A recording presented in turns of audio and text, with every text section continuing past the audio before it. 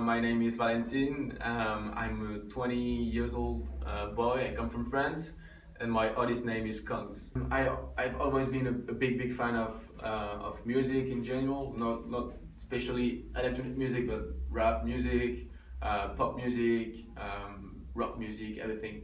And so I was playing guitar when I was younger. I tried to make a band with some friends, but it was a bit shitty, so we just let it down. And then I think when I was like 14 years old, I discovered electronic music. And I think it just changed my life. I was listening a lot of records from Diplo or the Bloody Beetroots. And so when I was like 17 years old, I just downloaded Ableton to make my own music. And that's how it began. I think the most natural aspect is when I just produce my stuff at home or in the studio alone, and then I just play instruments, try to play around with some samples, and then I just make my own production, and then I go in studio with some singers or top liners or writers, and then that's how the magic happens. Like everybody's involved in the project, and I think it's the best moment when everybody's into the studio session and everybody is really happy about the track. So yeah, I think everything makes me happy in the process of making music. For me, I'm making the music for me, of course. I don't try to produce saying to myself like this is gonna be a hit, this is gonna be album track, or I don't care. I just try to make the best for me, what I love, and I think that if you're honest in the production, and people will feel it when they will listen to the radio or Spotify or whatever. I think it just has to be natural and don't try to think too much. I think a lot of different artists just made who I am today.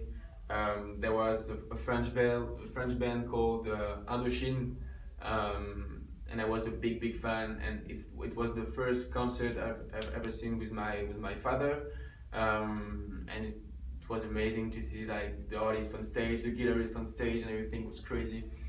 Then I discovered electronic music, and I think Diplo really inspired me. Then Skrillex, and today I think that the artist who inspires me the most is Calvin Harris, because it's just amazing and he produces so well, and I think he always has like a step more than other DJs, because like producing a funk album like this when everybody's producing EDM today is just so amazing. So yeah, Calvin Harris is the boss for me today. I love being in studio with a lot of people.